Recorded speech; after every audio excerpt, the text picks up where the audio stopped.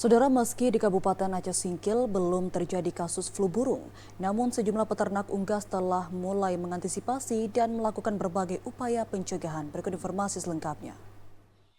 Sebagai upaya pencegahan terjadinya kasus flu burung di Kabupaten Aceh Singkil, peternak di kabupaten itu mulai melakukan upaya pencegahan agar terhindar dari penyakit yang dapat mematikan unggas mereka.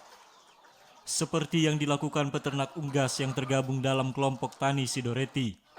Anggota kelompok ini diminta untuk lebih sering membersihkan kandang dan menyemprotkan disinfektan. Ketua kelompok tani Sidoreti, Warsono, mengatakan selain membersihkan dan menyemprot kandang, peternak juga diminta untuk terus berkoordinasi dengan dinas terkait sehingga upaya pencegahan dapat lebih maksimal. Upaya pertama yang kita berikan vaksin, baru pembersihan kandang secara rutin, buang kotoran itu hampir setiap hari ya.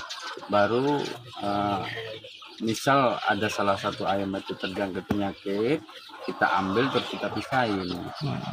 Ia berharap dengan upaya bersama ini dapat mencegah terjadinya kasus flu burung di Kabupaten Aceh Singkil yang dapat merugikan peternak dan masyarakat. Dari Aceh Singkil, Jakartawan, TVRI melaporkan.